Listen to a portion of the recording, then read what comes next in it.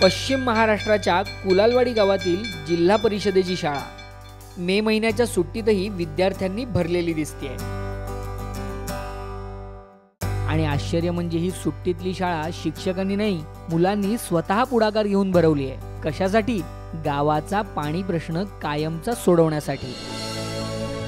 वर्षानुवर्ष पाण्याचा तुटवडा असल्या कारणानं कुलालवाडीची जमीन नापीक झाली आहे। उदरनिर्वाहासाठी शेतीचा मार्ग नसल्यानं गावातील सर्व तरुण मंडळी ही मजुरीसाठी सतत गावाबाहेर असतात।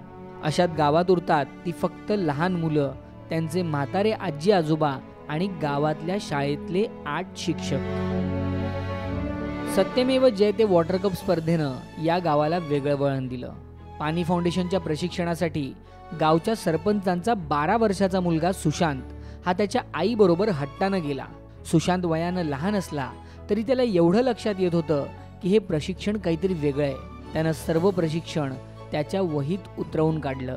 थिएटरवरती पिक्चर दाखवायची, ते कुठलं ते हायड्रो मार्करचं कसं माप घ्यायचं, चढ उतारचं, ते कंट्रोल बंडिंग ते असं दाखवायचं। मग त्याच्यातनं सगळं वहीत लिहून घेतलं होतं। प्रशिक्षण घेऊन तो गावी परतला।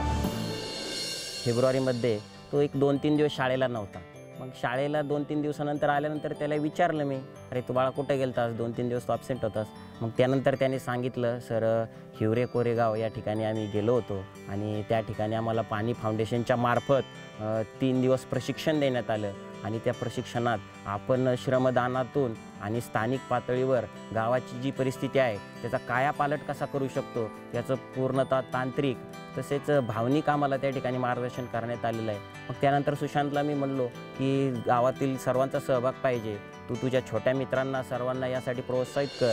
मग काय, शिक्षकांचा पाठिंबा मिळाला आणि सुशांतने त्याच्या मित्रमैत्रिणींची कुलालवाडी ब्रिगेड तयार केली।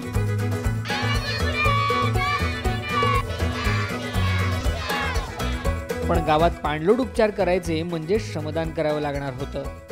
हे ओळखून या कुलालवाडी ब्रिगेडने घरोघरी जाऊन गावकऱ्यांनाही सोबत जोडण्याचे प्रयत्न केले।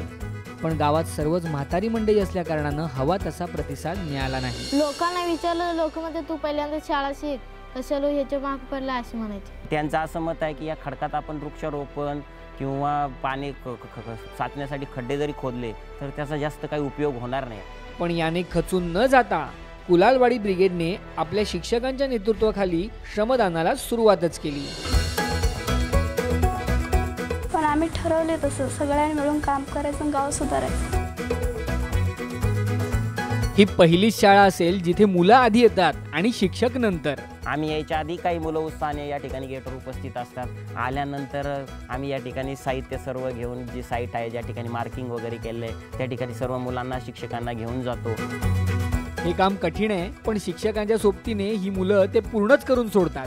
जमीन खूपच खडकाळ आहे, त्यामुळे मुलं थकतात लवकर आणि मग मुलं थकल्यानंतर तोच खड्डा आम्ही शिक्षक असेल किंवा गावातली एखादी व्यक्ती आली तर त्यामार्फत तो खड्डा आम्ही रोजच्या रोज पूर्ण करण्याचा असा प्रयत्न या ठिकाणी करतो। नाही म्हणता या कुलालवाडी ब्रिगेडने 100 ते 125 मीटरची सीसीटी आणि तब्बल 150 वृक्ष लागवड खड्डे तयार केले आहेत। गावाला पाणीदार करण्याच्या इच्छेनं या विद्यार्थ्यांना असं काही झपाटलंय की ते आता त्यांच्या शिक्षकांचंही ऐकत नाहीत।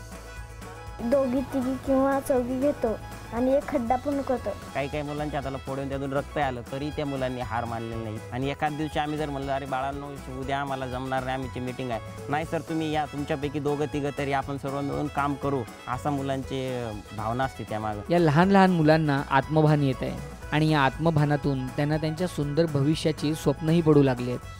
पाऊस यायला लागली, भिजायला लागली, डबकी भरायला लागली आणि झाडं उगवायला पडतात। 8 शिक्षक आणि 150 विद्यार्थी यांची ही कुलालवाडी ब्रिगेड कुलालवाडी गावाला पाणीदार तर करेलच, पण आज त्यांच्या या निरागस, कौतुकास्पद आणि प्रामाणिक प्रयत्नांनी लोकांची मनं अगोदरच पाणीदार केली आहेत। स्पर्धेत आम्ही भले क्रमांक मिळवू न मिळवू, परंतु या मुलांनी सर्व गावकऱ्यांचं आणि परिसरातील सर्व गावांचं मन मात्र नक्की जिंकलेलं आहे।